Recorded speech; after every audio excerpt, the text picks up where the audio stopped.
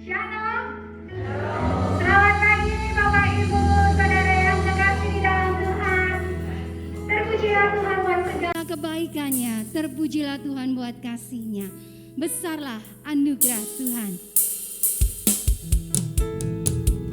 Mari kita naikkan ucapan syukur kita buat kebesaran Tuhan di dalam kehidupan kita, khususnya bagi gereja kita.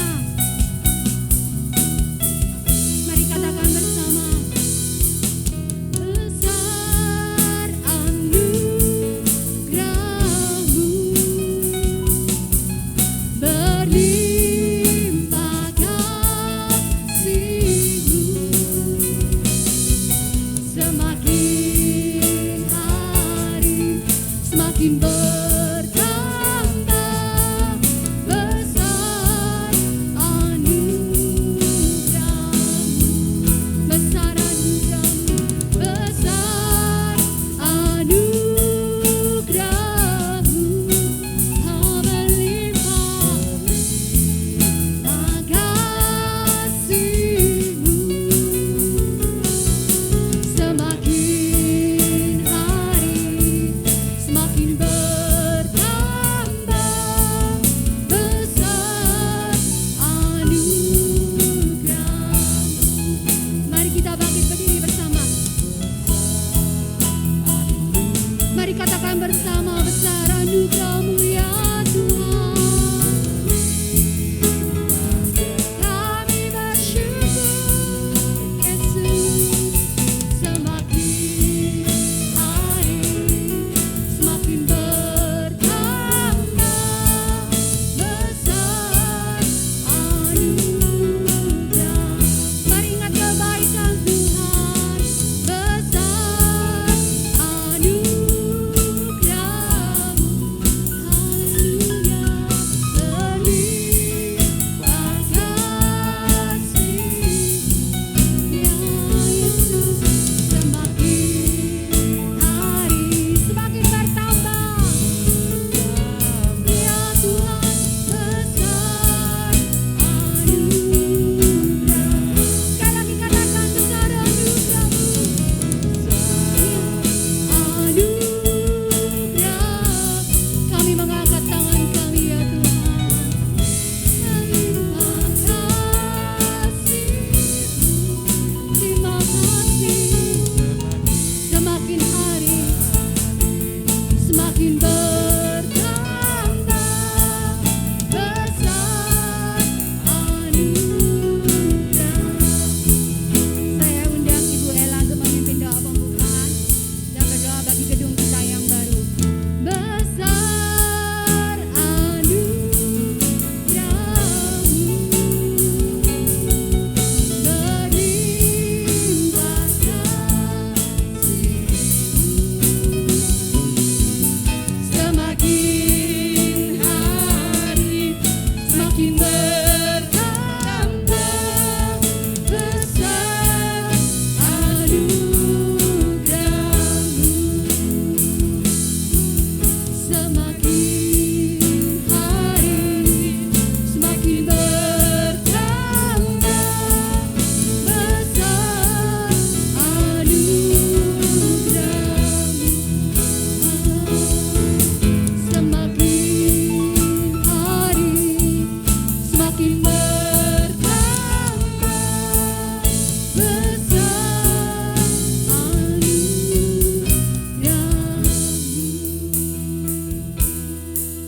Aba ya Bapa, di dalam nama Yesus, sungguh bahwa anugerah-Mu itu besar bagi kami. Kalau hari ini kami ada di tempat ini, itu semua karena anugerah-Mu. Tuhan, Engkau yang sudah memulai, maka Engkau pula yang akan meneruskan sampai akhir. Amin, amin ya Yesus. Dengan adanya tempat yang baru ini, maka Engkau akan mengirim jiwa-jiwa untuk dipulihkan, untuk bertemu denganmu. Tempat ini akan menjadi tempat pemulihan, di mana akan ada banyak orang bertemu dengan Tuhan Yesus, di mana akan ada banyak orang hidupnya diubahkan. Kami berdoa di dalam nama Yesus. Kami percaya Aba ya Bapa bahwa Engkau yang berkehendak, Engkau pula yang akan memajukan pramugari dengan kasih setiamu. Biarlah hari ini kami memakai gedung yang baru ini dengan ucapan syukur. Kami tahu kuasa-Mu turun di tengah-tengah kami, hidup kami akan dipulihkan. Setiap orang yang masuk ke gedung ini akan berjumpa dengan-Mu. Itu permintaan dan permohonan kami Tuhan. Sehingga benar-benar gereja ini akan menjadi terang, akan menjadi jawaban. Setiap ibadah Engkau hadir dan kehadiran-Mu itu cukup bagi kami. Akan memulihkan kami, akan membuka mata kami untuk kami melihat Engkau Yesus adalah Tuhan yang dahsyat. Di dalam nama Yesus Kristus kami memulai ibadah kami memulai memakai gedung yang sudah Tuhan berikan dengan kasih setia. Amin. Hamba percaya bahwa Engkau sedang bekerja dalam hidupnya Bapak dan Ibu Gembala dengan kasih setia Tuhan. Di dalam nama Yesus Kristus. Semua yang siap beribadah dan menikmati anugerah Tuhan katakan amin. Tetap berdiri Bapak Ibu yang terkasih. Mari bersama-sama kita naikkan segala puji syukur bagi Dia. Dia layak menerima pujian dan sembah kita. Dialah juru selamat kita, penebus hidup kita. Mari serukan bersama-sama. Haleluya. Segala puji syukur hanya bagi-Mu Tuhan. Dengan segenap hatimu katakan.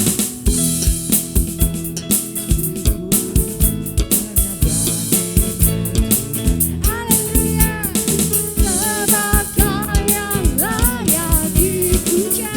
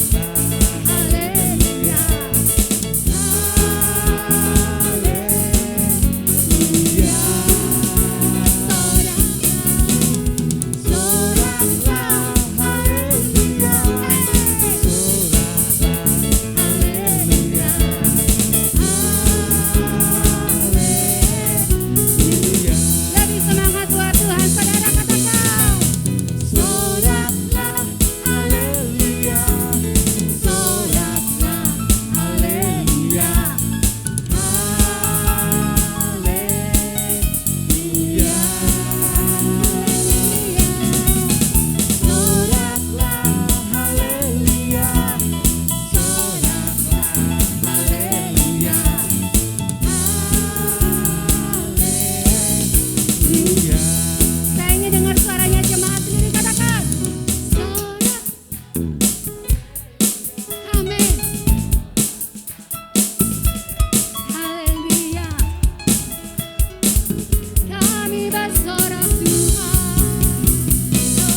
Sama-sama katakan soraklah. Haleluya. Soraklah. Haleluya. Haleluya.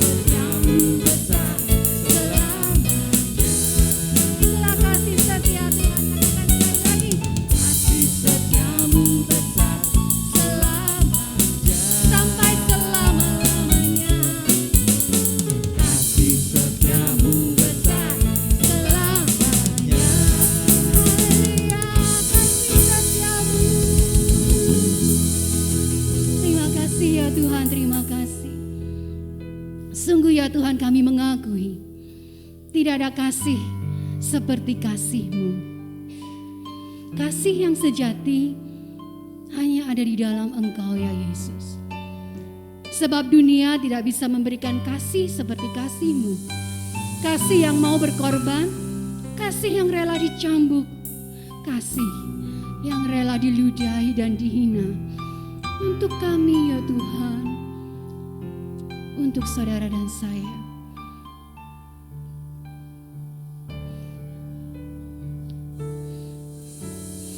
Hanya Kau Tuhan di hidupku. Kau berikan hidup yang baru. Darah-Mu menyucikan, pulihkan hatiku. Ku nyatakan Kaulah segalanya. Mari bersama-sama katakan, Engkaulah sumber pengharapan. Jadikan ini pengakuan jiwa saudara. Kuasa-Mu Sanggup menyembuhkan. Jiwaku pun berserah hanya kepadamu. Yesus, Kaulah segalanya. Karena salib-Mu ku hidup. Karena salib-Mu ku menang. Engkau yang berkuasa, sanggup untuk melakukan mujizat-Mu di hidupku. Saudara yang saat ini datang dengan lemah tubuh, saudara yang saat ini datang dengan himpitan di dalam hidupmu, percayalah, Yesus sanggup, Yesus sanggup.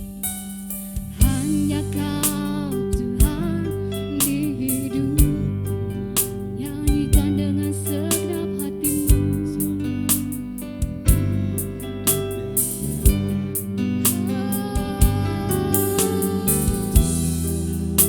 menyucikan.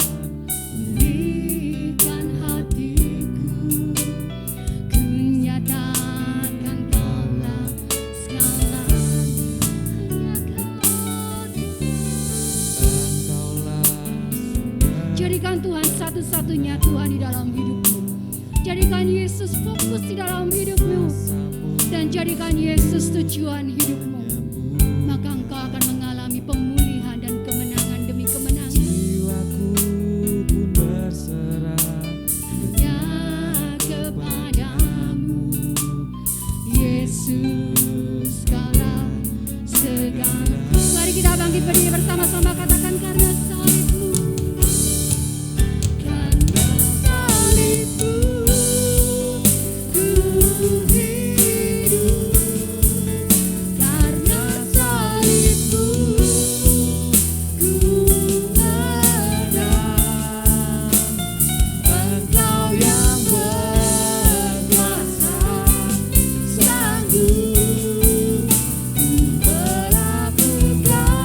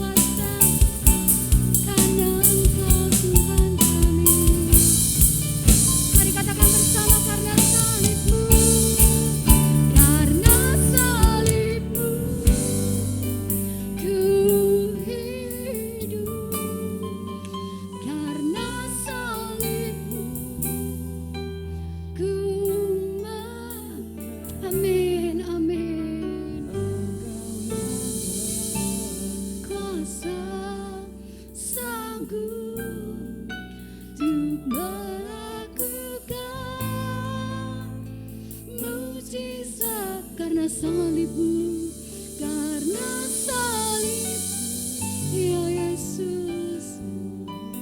Mari sembahlah Dia, sembahlah Dia. Dia hadir bersama-sama dengan kita saat ini. Haleluya. Ini pengakuan kami ya Yesus dan iman kami.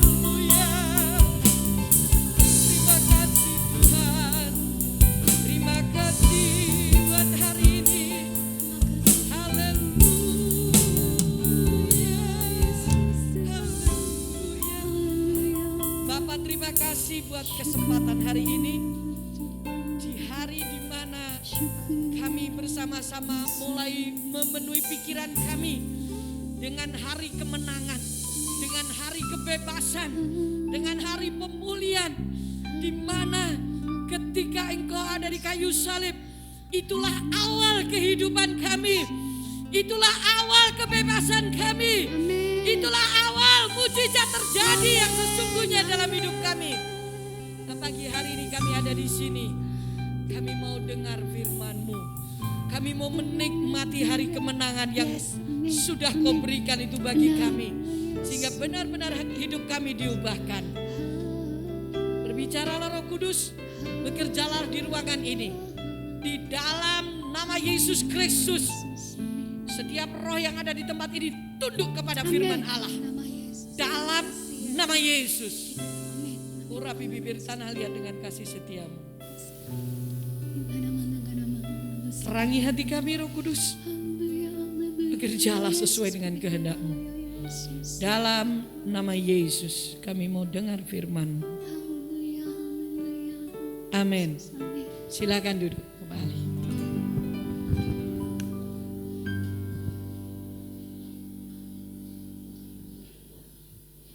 Saya buka masker aja ya, karena saya ada di depan sendiri.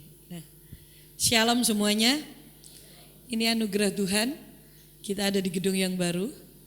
Kalau Tuhan sudah memulai, berarti Tuhan juga yang akan menyelesaikannya.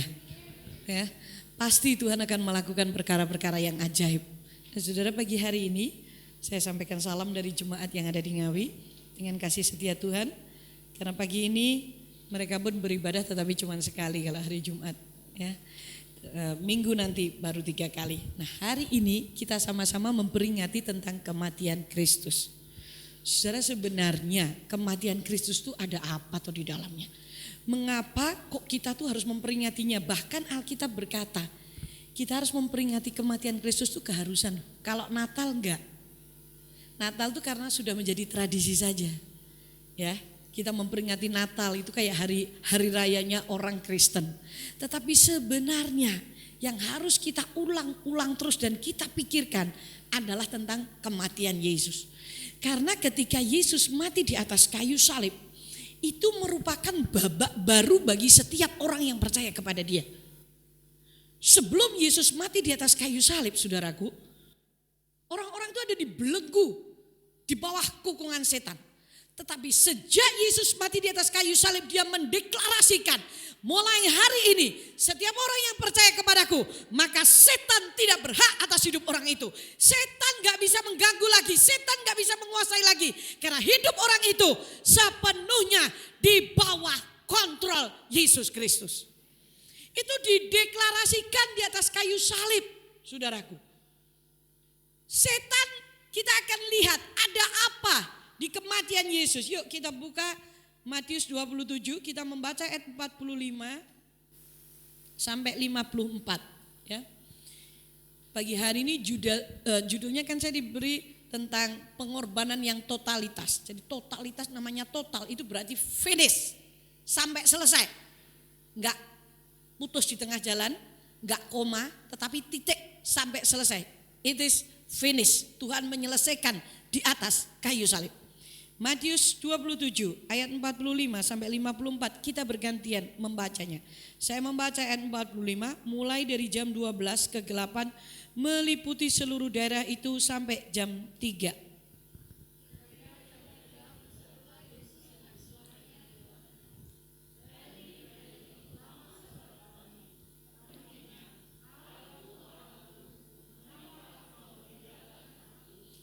Mendengar itu beberapa orang berdiri di situ berkata, ia memanggil Elia.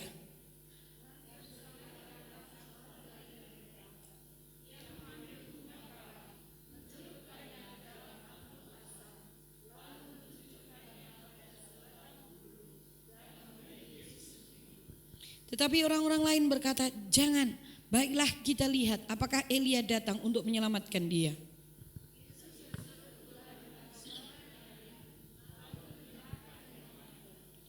Dan lihatlah, tabir bait suci terbelah dua dari atas sampai ke bawah. Dan terjadilah gempa bumi dan bukit-bukit batu terbelah.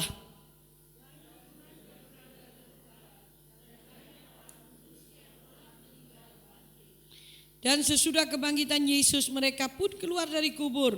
Lalu masuk ke kota kudus dan menampakkan diri kepada banyak orang.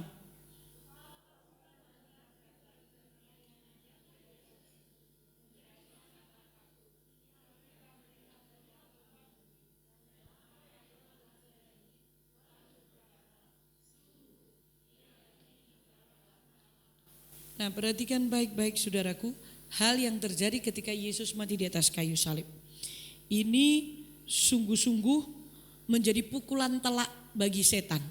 Dulunya setan gak ngerti. Dia pikir kalau Yesus mati di atas kayu salib, habis, sudah selesai. Karena apa? Kan waktu itu Yesus yang menjadi guru, waktu itu Yesus yang menjadi jawaban. Di mana ada Yesus, di situ ada jawaban. Di mana ada Yesus, di situ ada kesembuhan. Di mana ada Yesus, di situ ada pemulihan. 5 roti 2 ikan cukup 5.000 orang, sisa 12 bakul. Di mana ada Yesus, ada mujizat. Setan hanya berpikir kalau Yesus mati dan selesai. Habis kocar kacir. Nah, ini yang terjadi di kematian Yesus. Rahasia yang pertama, silakan saudaraku. Bahwa kematian Yesus itu tertutup bagi iblis. Ada apa di dalam kematian Yesus? Itu memang sengaja ditutup oleh Bapa supaya setan tidak tahu bahwa justru dengan kematian Yesus itu awal dari kehidupan orang-orang yang percaya. Awal dari kehidupan orang-orang menikmati perubahan hidup. Awal dari kehidupan orang-orang diselamatkan, dipindahkan dari gelap kepada terang yang ajaib. Memang ini ditutup oleh Bapa untuk setan. Sebab kalau setan ngerti bahwa kematian Yesus di atas kayu salib itu menyelamatkan orang, menebus, memulihkan, membuat orang itu hatinya berbalik, digagalkan. Enggak akan setan memakai orang-orang Farisi ahli Taurat. Enggak, kalau setan tahu bahwa kematian Yesus itu titik awal kehidupan kekal, setan menggagalkannya. Itu loh hebatnya, amazingnya Bapa kita yang di surga. Itu ditutup, ada ayatnya. Mari kita buka, saudaraku ya. Tuliskan diri 1 Korintus pasal 2 ayat 8. Ini kalau terjemahan bahasa Jawanya lebih kelak, karena terjemahan bahasa Jawa itu kadang lebih mendekati ke bahasa aslinya. 1 Korintus 2 ayat 8. Saya bacakan begini, tidak ada dari penguasa dunia ini yang mengenalnya. Kata di sini mengenalnya, tetapi di bahasa Jawa tidak ada penguasa yang ada di dunia ini yang ngerti, gitu loh. Mengerti maksud daripada kematian Yesus. Sebab kalau sekiranya mereka ngerti, saya ubah ngerti ya, mereka tidak menyalibkan Tuhan yang mulia. Saudara, ayat ini berbicara, memang ini ditutup untuk setan. Tujuan Yesus mati di atas kayu salib, makanya kematiannya itu sangat mengerikan. Saudara, ada orang yang mau mati untuk orang baik. Ada orang yang memberikan dirinya, tubuhnya untuk orang benar, ada. Tetapi siapa yang mau memberi tubuhnya, menyerahkan tubuhnya bagi orang bejat, bagi orang salah, bagi orang yang harus dihukum, gak ada kecuali Yesus Kristus. Kalau orang berkorban untuk orang baik, oke. Untuk orang benar, oke. Tapi siapa yang mau berkorban jelas-jelas untuk orang yang berdosa, yang harusnya masuk ke neraka, orang yang salah, orang yang penuh dosa seperti saya, yang mempunyai pikiran kadang-kadang meleset, seringkali meleset dari kebenaran firman. Siapa? Kecuali Yesus Kristus. Siapa yang mau berkorban di atas kayu salib, memberikan tubuhnya, darahnya tercurah.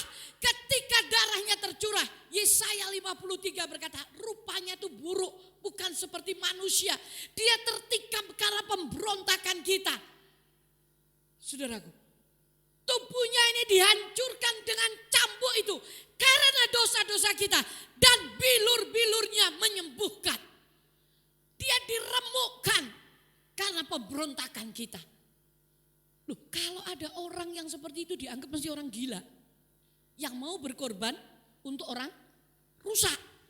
Kalau untuk orang benar mungkin masih ada. Kalau untuk orang kaya mungkin ada.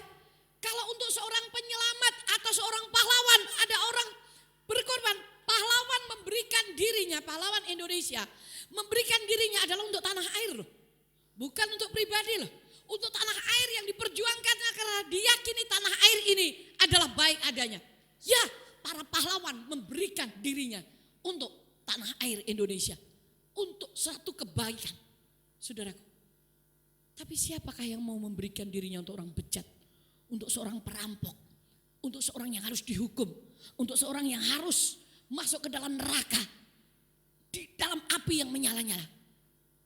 Hanya Yesus yang melakukan itu.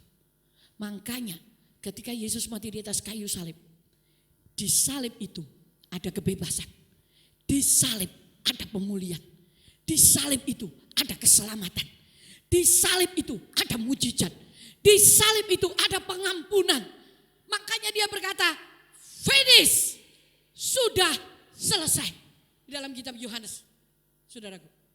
Dia berkata Yohanes 19, sudah selesai, dia genapi semuanya. Karena apa? Di kayu salib itu ada pengampunan, ada pengorbanan, ada pemulihan. Setiap orang yang rusak, orang yang berdosa, hidupnya bertemu dengan Yesus dan diubahkan dan dipulihkan. Itulah salib Yesus. Dan ini ditutup, saudara, oleh Bapa supaya setan gak ngerti. Karena kalau setan ngerti, dia gagalkan penyaliban Kristus. Sehingga tidak ada penebusan, tidak ada pengorbanan.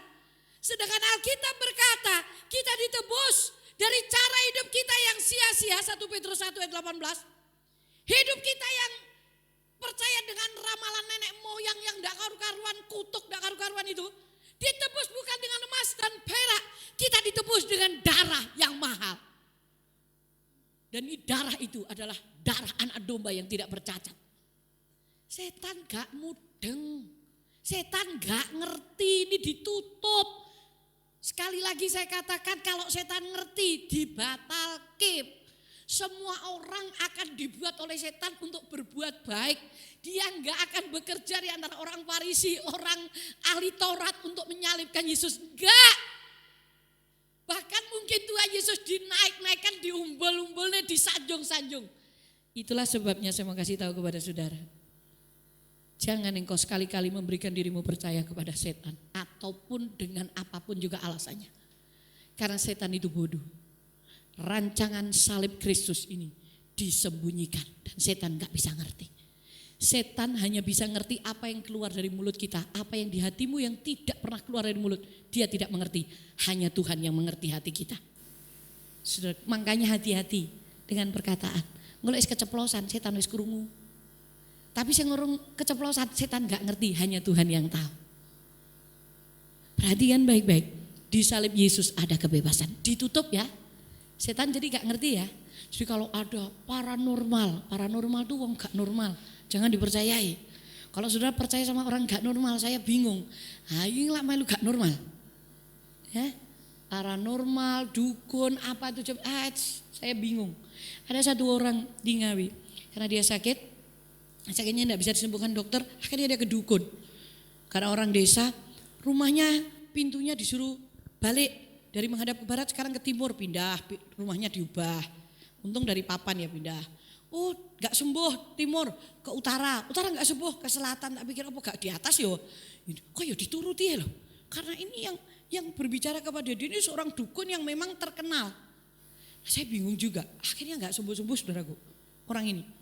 Terus sampai dukunnya bilang, oh satu-satunya cara supaya kamu sembuh betul-betul dari penyakitmu ini. Karena dokter udah ada angkat tangan, kamu harus makan itu kotoran kambing.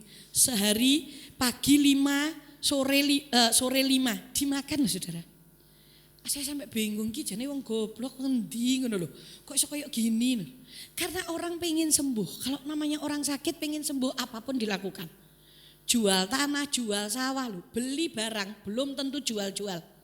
Tapi kalau namanya pengen sembuh, semua dilakukan. Nah itu bahayanya manusia.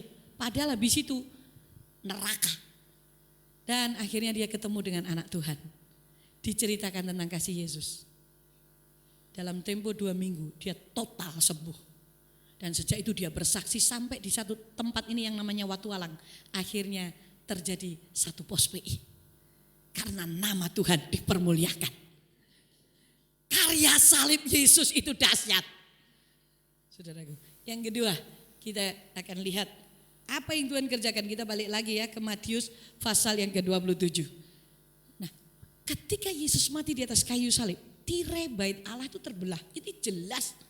Bahkan dikatakan di sini mereka melihat tirai bait Allah itu terbelah. Kan dulu orang Yahudi nggak bisa berdoa masuk ruang maha suci. Gak boleh, itu hanya imam besar, imam biasa gak bisa. Mereka hanya masuk di ruang kudus. Mereka mengganti minyak, yang melambang urapan, meja roti, itu ada di situ. Dan di kandil ya, dan juga meja untuk dupa. Itu mereka menggantinya, tetapi itu masuk ke ruang maha kudus, mati. Bahkan imam besar pun hanya 1 tahun 1 kali boleh masuk.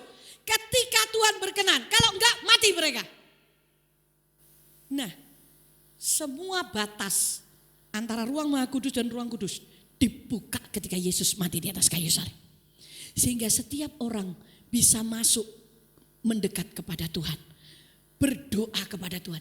Ada diberikan kewenangan, kebebasan untuk saudara dan saya datang kepada Tuhan kapanpun, jam berapa, apapun waktunya, silakan datang kepada Tuhan. Neng saking kepenake ngantek ora tahu teko neng ngarsane Gusti.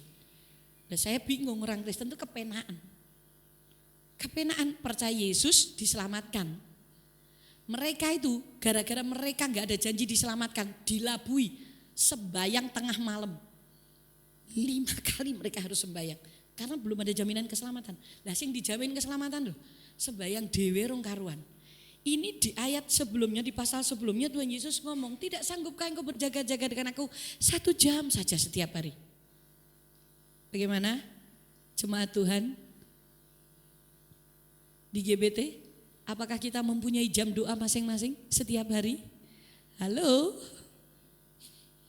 Bukan doa bareng-bareng loh ya, doa sendiri. Untuk berdoa bergumul.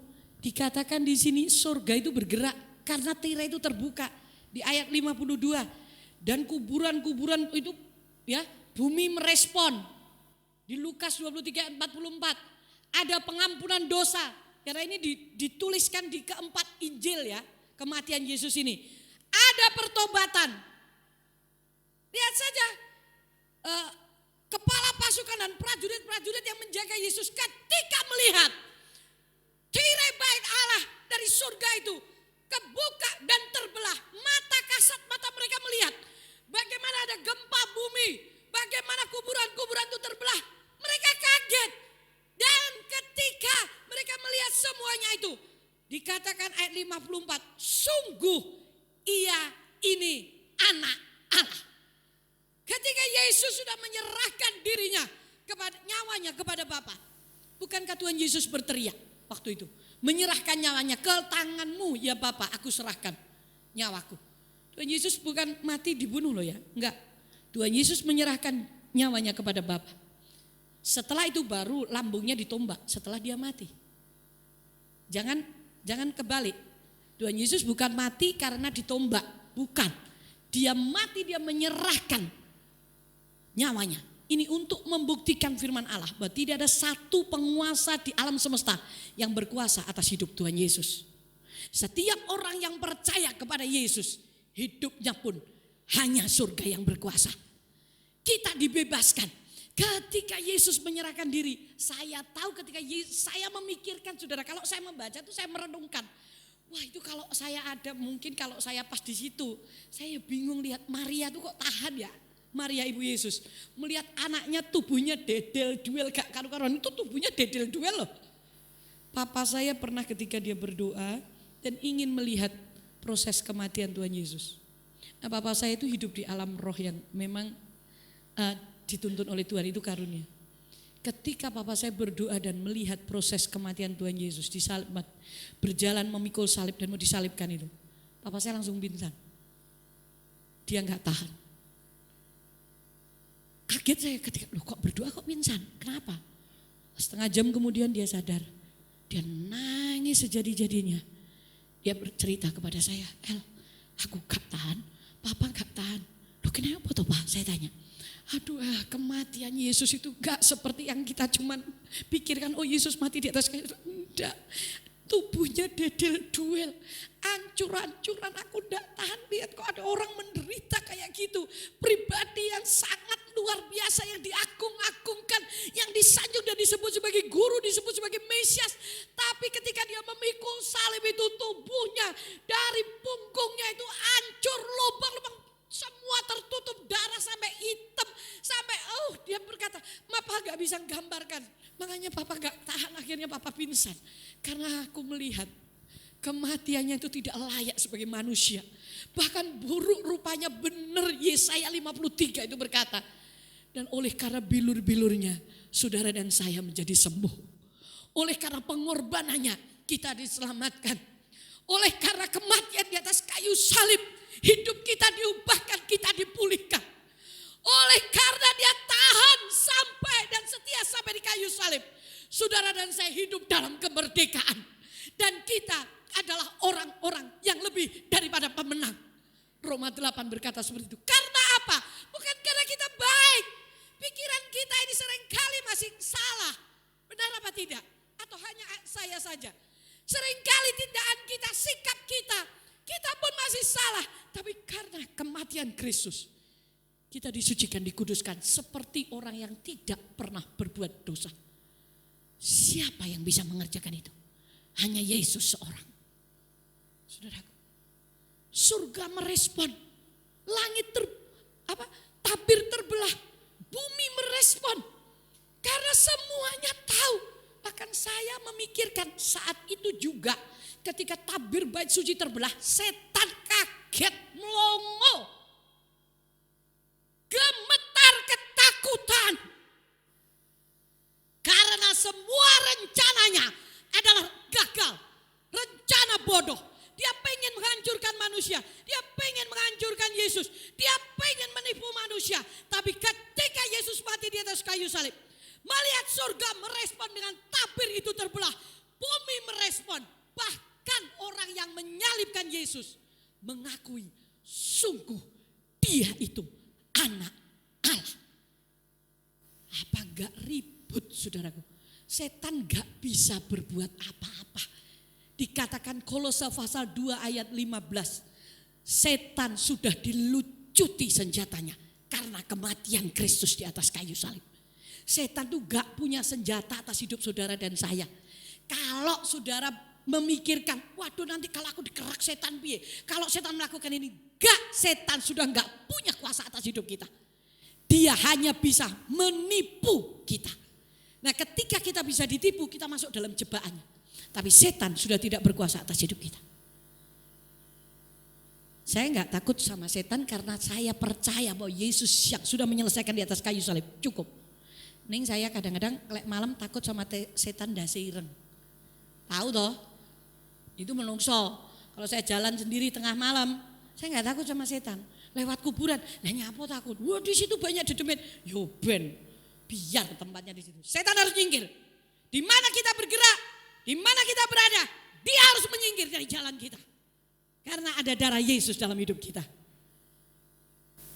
Dia hanya bisa menipu. Nah ini manusia tuh senengannya mudah ditipu. Lihat contohnya perempuan. Ketika pacaran, pacarnya tuh kok janji, waduh janjinya tuh kira-kira dibukukan bisa segini. Setelah menikah, siji ra dilakoni janji ini. Bisa nanti aku yang kerja, kamu nikmati saja di rumah. Nanti kalau kamu punya anak, kamu hanya ngurusi anak-anak, tak sediakan pembantu. Aku enggak akan pernah marah sama kamu, pret. Enggak pernah marah, tenan apa tenan? Loh bukti ini digombali yo gelem loh. Betapa sebenarnya kita manusia itu mudah ditipu. Mas, ya hati-hati ya. Tapi ada yang ngomong sama saya gini, tapi Bu Ella aku enggak ngerayu, enggak tak gombali ngono ya ora kenek. Wah ya mbuh neh. Memang ini kayaknya sudah kelopok ya. Dari sononya sing sitok pinter ngerayu, sitoke senengane dirayu. Nek gak dirayu ora kenek saudaraku. Repot. Untung saya punya suami enggak pernah bisa ngerayu Pak Bambang itu. Sejak saya pacaran dia enggak pernah bisa dia apa-apa. Cuman satu dia bilang sama saya, "Duh, saya yo mau." Wah, akhirnya yo setengah mati.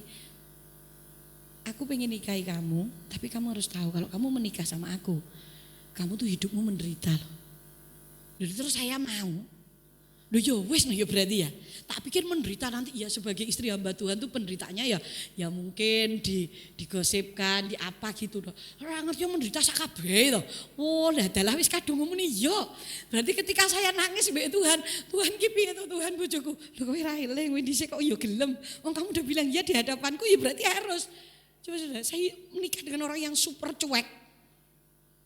Tidak pernah mikirkan, itu orangnya cuek, is the best pokoknya.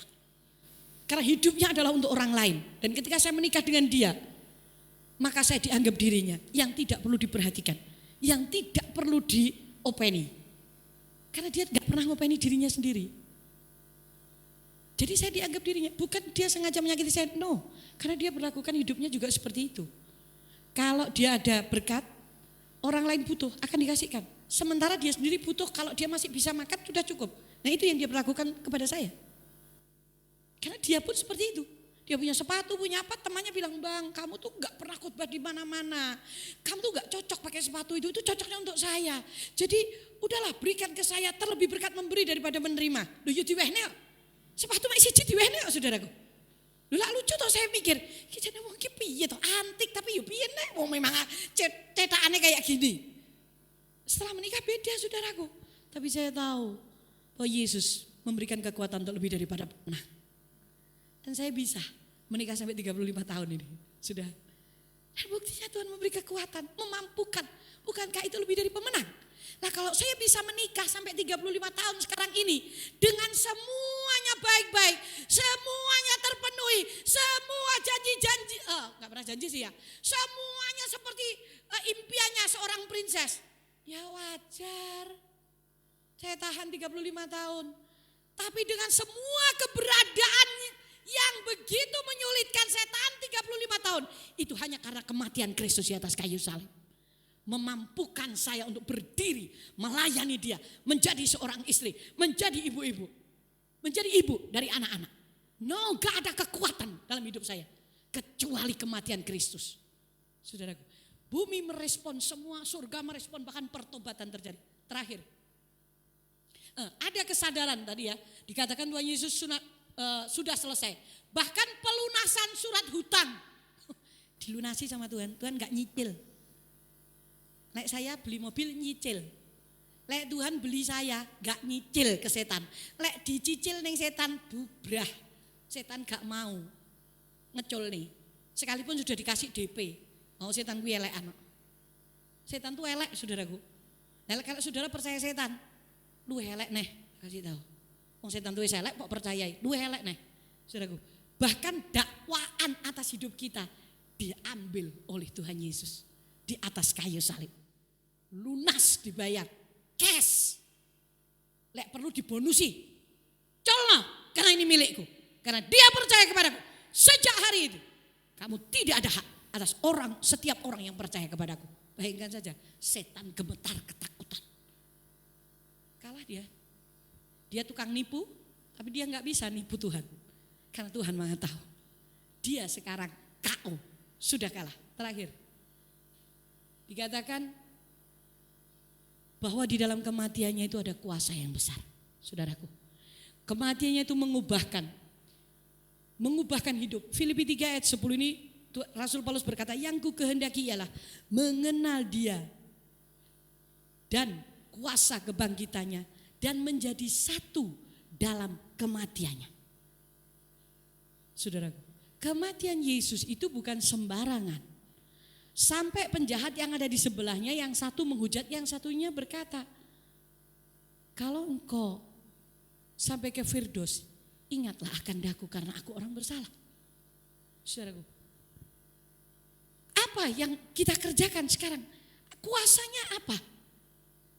2 Korintus 4 ayat 10, Rasul Paulus berkata, kami senantiasa membawa kematian Kristus di dalam diri kami. Supaya kehidupan Kristus itu nyata dalam hidup kami. Di dalam kemarin saya khotbah di dalam Ibrani pasal yang ke-12, mulai ayat 1 sampai 3, dituliskan di situ. Kita harus, karena kita mempunyai banyak saksi, kita harus melakukan kehidupan ini dengan mata yang tertuju kepada Yesus. Ingatlah selalu akan dia, diuraikan di situ. Di mana dia tekun memikul salib. Dia ketika dia dihujat, ketika dia dicaci maki. Tetaplah mata kita tertuju kepada dia.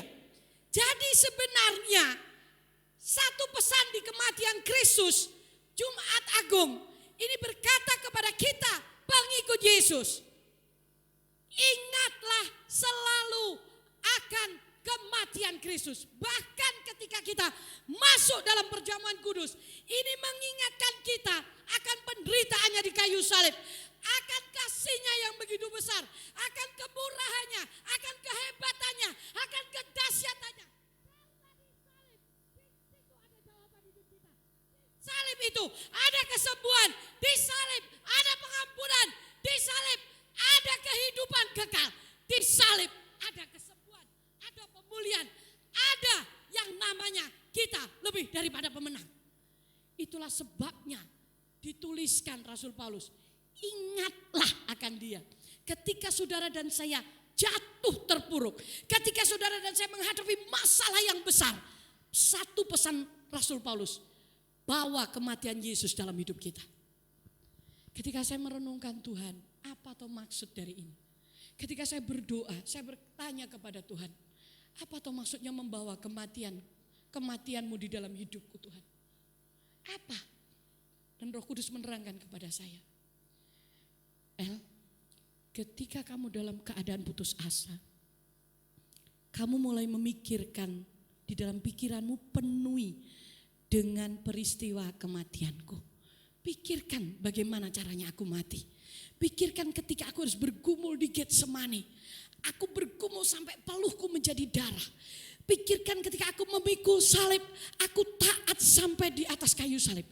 Ketika pikiranmu memikirkan kematianku, surga akan bereaksi terbuka, memberi kekuatan seperti ketika aku sedang bergumul. Ada malaikat yang memberi kekuatan kepadaku. Wow, saya kaget saudaraku. Dan sejak itu ketika saya menghadapi masalah yang sulit, masalah yang besar yang tidak bisa diselesaikan, manusia tidak bisa menolong saya. Saya mulai memerintahkan pikiran saya bahwa Yesus sudah menyelesaikan di atas kayu salib. Yesus menderita untuk saya. Dia dicambuk, dia diludahi. Mulai saya memikirkan itu. Tahukah saudara?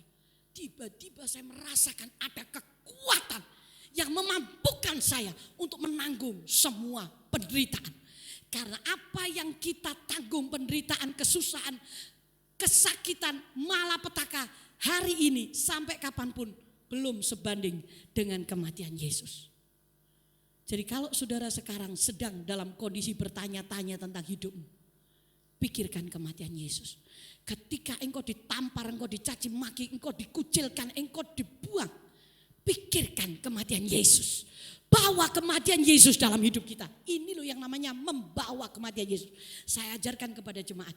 Dan tahukah saudara, jemaat menikmati kuasa kematian Yesus Kristus. Bener orang desa, bener Bu pas kula gula, pas sawah kula dibakar, kula puwegel kali tangga kula. Ruasane pengen tak wong kuwi dhuwitku siji-sijine lho kok dientekne dicolong wis gak karuan dibakar. Terus kula mikir meleh, Gusti niku pun dicambuk mikul salib.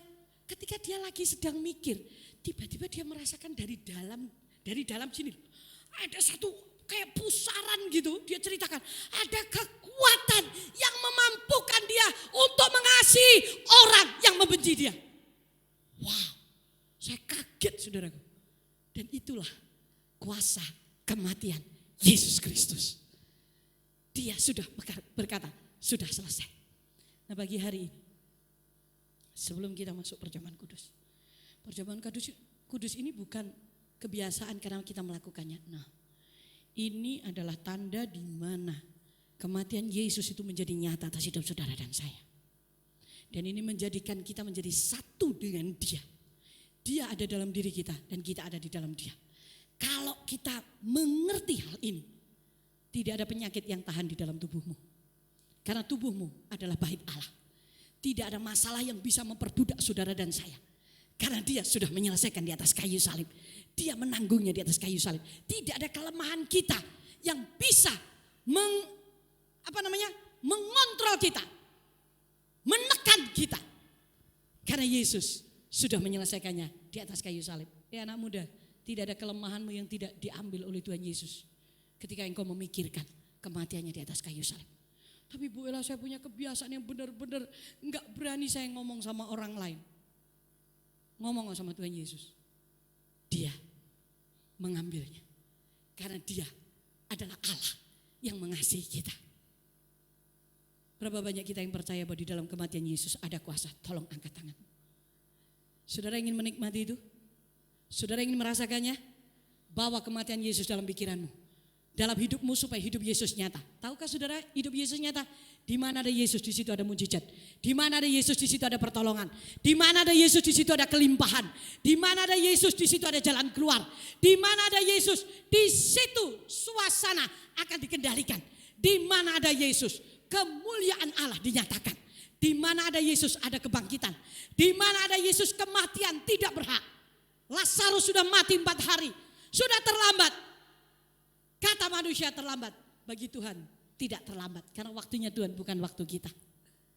Saya percaya saudara akan menikmati ini. Mari kita bangkit berdiri bersama-sama. Dan kita akan pujikan dan bilurnya sembuhkan. Pemain keyboard bisa ini. Bilurnya sembuhkan. lagu yang tadi saja.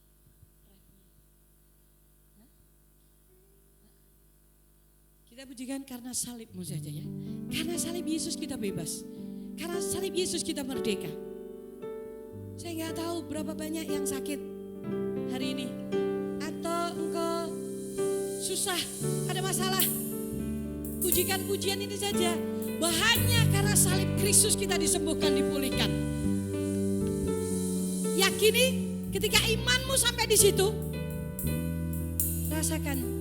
Saya ingin berbicara kepada saudara. Tiba-tiba dari dalam sini loh, kayak ada aliran air yang mengalir. Saudara akan menikmati itu. Dan di situ ada kesembuhan terjadi, pemulihan terjadi, jalan keluar, jalan-jalanmu yang butuh mulai dibuka oleh Tuhan. Percaya itu. Karena salibmu ku hidup, karena salibmu ku menang, karena salib Yesus kita menang.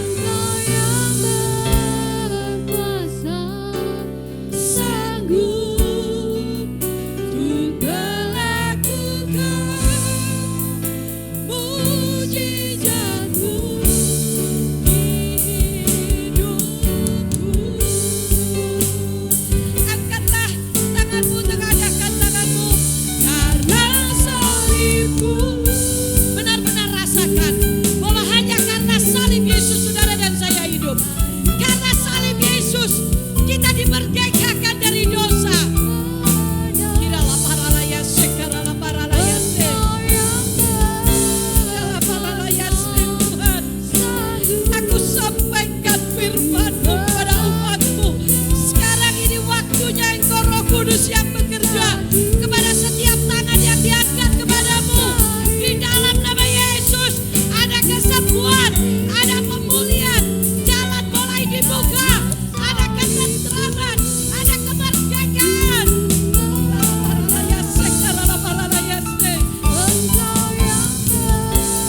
Haleluya, aku percaya Engkau yang berkuasa Tuhan, sanggup melakukan.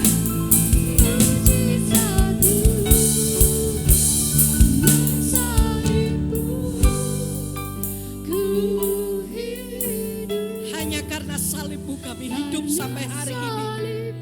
Hanya karena salib-Mu Tuhan kami menang. Hanya karena salib-Mu kami dipulihkan. Keajaiban demi keajaiban terjadi dalam hidup kami. Bukan karena kami baik, tapi karena salib-Mu itu Tuhan memulihkan hidup kami. Dan mujizat terjadi dalam hidup kami. Saudara duduk dalam hadirat Tuhan, tetap menyembah Tuhan. Saudara boleh duduk. Kita akan masuk dalam perjamuan kudus. Saya akan berdoa ketika saudara mengambil perjamuan kudus. Tangan yang terulur kepada tubuh dan darah Kristus ini, maka kuasa darah Kristus akan mengalir kepada kita. Saudara harus mengambilnya dengan iman bahwa karena kematian Yesus ini, karena tubuh dan darah Yesus ini, kita merdeka, kita disembuhkan, kita dipulihkan. Ada kuasa yang besar yang memampukan kita hidup seperti kata firman Tuhan. Saudara tetap dalam hadirat Tuhan.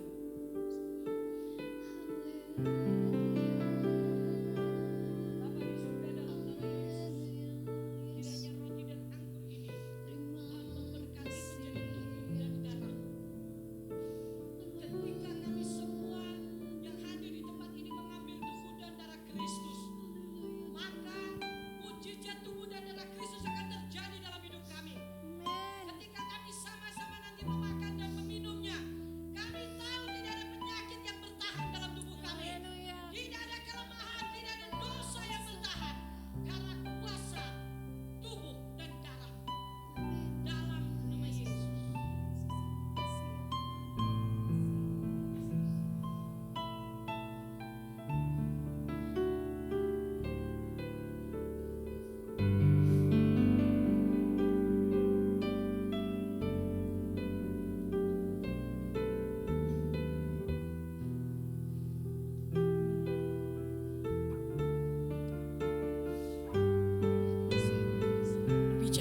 kepada Tuhan, aku percayakan kuasa tubuhmu, aku percayakan kuasa darahmu Tuhan, yang memulihkan hidupku.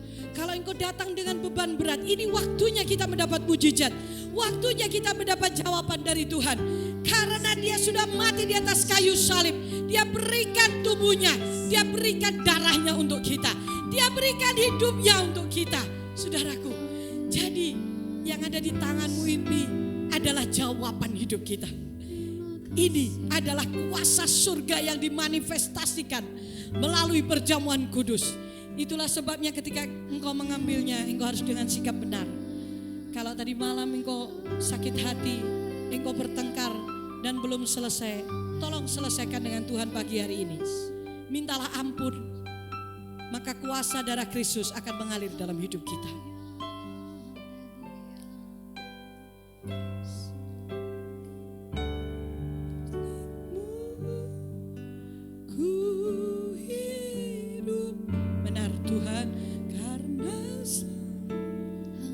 Salibmu kami menang.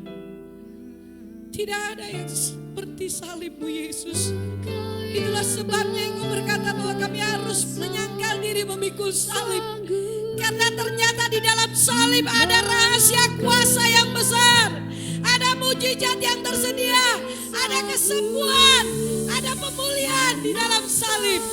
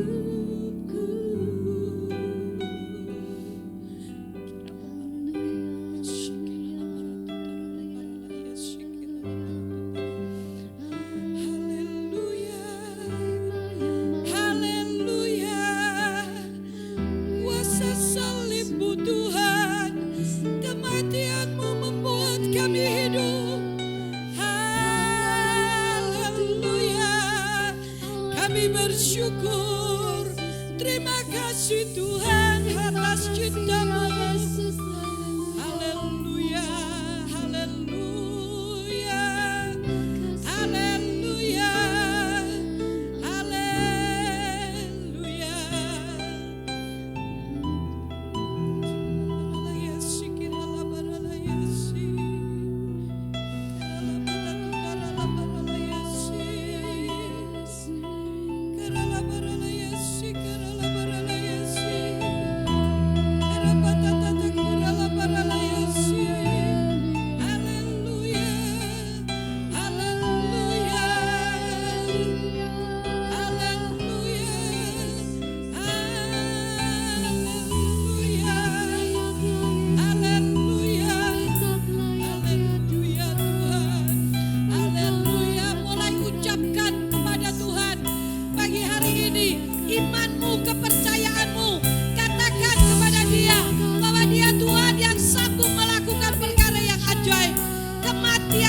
Cukup bagi kita.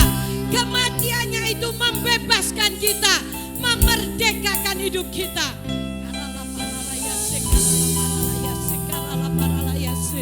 Haleluya, haleluya, haleluya Tuhan. Haleluya, haleluya, haleluya. Mari Roh Kudus Engkau bekerja. Engkau melawat kami, Engkau menguatkan kami, menerangi hati kami Roh Kudus. Haleluya, haleluya, haleluya. Kasih-Mu memenuhi kami, hidup-Mu memenuhi kami. Bawa kami Tuhan memikirkan Engkau, memikirkan kematian-Mu. Karena ketika kami memikirkannya, ada kuasa surga yang sedang bekerja. Ada kuasa surga yang sedang turun atas hidup kami. Haleluya, haleluya, haleluya.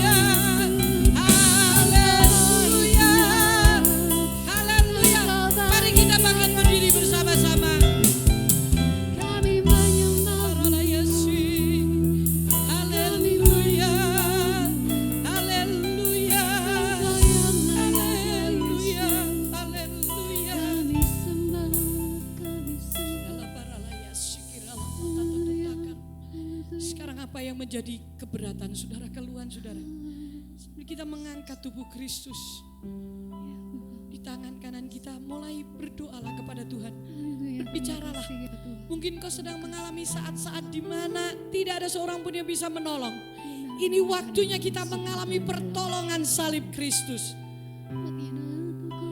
Kita mengangkat tubuh Kristus karena kita tahu bahwa di dalam tubuh ini ada kekuatan. Tubuhnya yang kuat ketika dicambuk, dicaci maki, diludahi, dia tahan. Pada waktu malam Yesus berkumpul dengan murid-muridnya, dia mengambil roti dan mengucap syukur.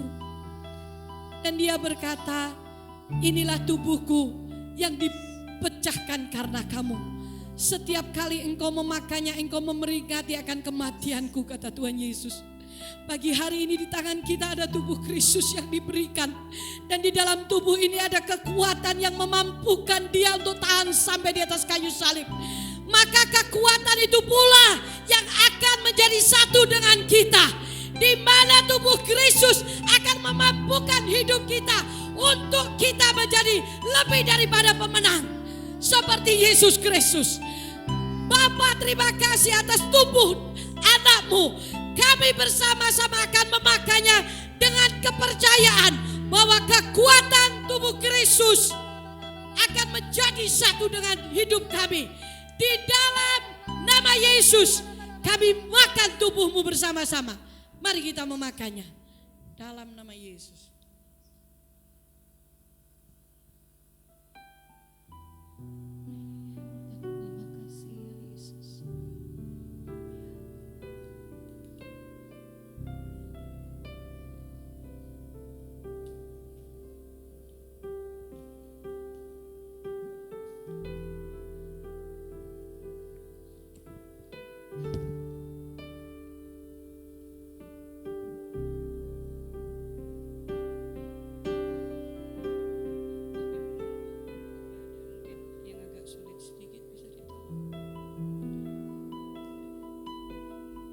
Setelah Yesus makan bersama-sama dengan muridnya,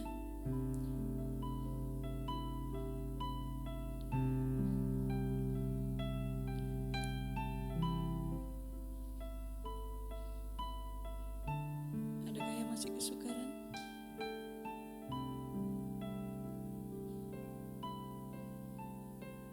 Mari kita mengangkat cawan perjanjian baru. Setelah Yesus makan bersama dengan murid-muridnya, dia membagikan tubuhnya, dia mengambil cawan itu dan berkata, inilah cawan perjanjian baru yang ditumpahkan karena kamu. Setiap kali engkau meminumnya, engkau memperingati kematian akan daku. Darah Kristus adalah darah yang menebus hidup kita. Di dalam darahnya ada kesembuhan. Di dalam darahnya ada pemulihan. Darah Kristus menyucikan hidup kita. Darah Kristus membebaskan kita dari kutuk. Darah Kristus membebaskan kita dari penyakit. Dan oleh bilur-bilurnya kita menjadi sembuh. Taruhlah tanganmu di tempat di mana engkau sakit. Kalau engkau masih punya masalah, taruhlah tanganmu di dadamu. Dan berkatalah, aku percayakan kuasa darahmu yang memulihkan hidupku pada hari ini. Hidupku tidak akan sama lagi. Tuhan Yesus, terima kasih atas darahmu yang kau berikan bagi kami.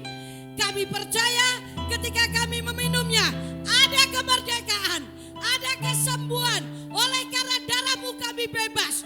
Oleh karena darahmu kami selalu mendapatkan jalan keluar.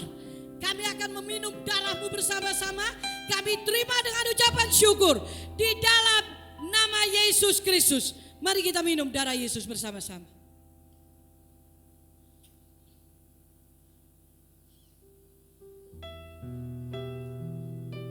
Bersyukurlah kepada Tuhan. Karena dia sudah memberikan hidupnya bagi kita. Tubuhnya dan darahnya. Di dalam nama Yesus, aku memperkatakan ada kesembuhan di tengah-tengah kami. Ada mujizat, ada jalan keluar, ada kepastian, ada keselamatan. Hidup kami diubahkan, dosa kami dihapuskan pagi hari ini dalam nama Yesus. Terima kasih buat pagi hari ini. Kami bersyukur buat kemurahan-Mu yang lebih dari hidup Tuhan. dalam nama Yesus. Semua yang percaya katakan amin. Silahkan duduk. Waktu saya kembali. Kami segenap keluarga besar Eklesia Keluarga Allah mengucapkan terima kasih untuk pelayanan Ibu Ella pada pagi hari ini. Dan pengumuman untuk hari ini Minggu 17 April pukul 8 pagi kita akan bersama-sama berhimpun dalam ibadah kebangkitan Tuhan Yesus. Dan pukul 10 kita akan bersiap untuk donor darah di PMI Jalan Buring. Dan kita juga tetap dukung doa untuk kesehatan dari Bapak Sony, Ibu Lisa, dan kakak dari Ibu Mecu yang pagi hari ini hadir. Puji nama Tuhan. Mari bersama-sama kita akan memberikan persembahan yang terbaik bagi Tuhan. Sungguh besar pengorbanan Tuhan di dalam hidup kita.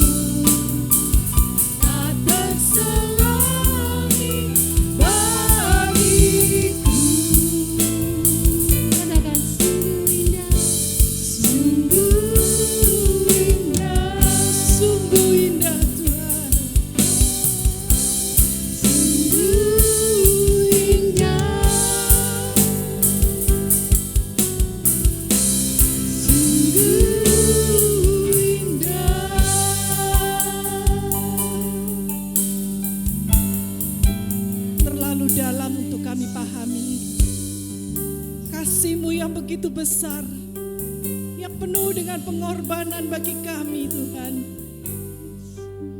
Tetapi itu ada bukti kemenangan. Dan karena pengorbanan-Mu itu Tuhan, saat ini kami hidup, saat ini kami ada, dan saat ini kami diberikan kemenangan atas segala persoalan hidup kami. Mungkin kami datang dengan tubuh yang sakit, mungkin kami datang membawa pergumulan hidup, tetapi kami percaya Engkau sudah selesai di atas kayu salib, menyelesaikan segala persoalan hidup kami. Dan itu sebabnya kami boleh pulang dengan kemenangan. Terimalah persembahan kami, baik pujian kami, persembahan uang kami, agar boleh menyenangkan hati Bapa di surga dan berguna bagi pekerjaan Tuhan. Engkau memberkati hamba-Mu Ibu Ella Tuhan. Engkau pakai hidupnya, pelayanannya, keluarganya, jemaatnya Tuhan yang ada di kota Ngawi. Kiranya Tuhan memberkati suaminya Bapak Bambang. Tuhan memakai kehidupan mereka untuk hormat dan kemuliaan nama Tuhan, memenangkan banyak jiwa bagi kerajaan surga. Terima kasih Tuhan, terima kasih untuk pengorbanan, dan terima kasih untuk kemenangan yang Tuhan berikan bagi kami saat ini. Mari saudara yang berterima kasih boleh mengangkat tangan di hadapan Tuhan. Saudaraku sekalian, kiranya berkat dari Allah Bapa Surgawi, kasih karunia dari anaknya Yesus Kristus yang sudah mati di atas kayu salib, yang sudah menebus dosa-dosamu, yang sudah memberikan engkau kemenangan, yang sudah memberikan engkau kesembuhan. Engkau pulanglah bersama dengan Roh Kudus, pulanglah dengan kemenangan yang Tuhan berikan. Jadilah pribadi yang baru di dalam Tuhan, semakin hari semakin mengasihi Tuhan dan sesama. Di dalam nama Tuhan Yesus, dan setiap kita yang percaya dan menerima berkat Tuhan katakan amin. Immanuel, Allah beserta kita semua. Immanuel, Immanuel, yang besertaku, Tuhan Allah yang hidup. Immanuel, Immanuel, yang besertaku, Tuhan Allah yang hidup. Yang besertaku, Tuhan Allah yang hidup. Yang besertaku, Tuhan Allah yang hidup. Mari kita bersaat teduh sejenak di hadapan Tuhan. Bersyukurlah untuk berkat yang Tuhan berikan.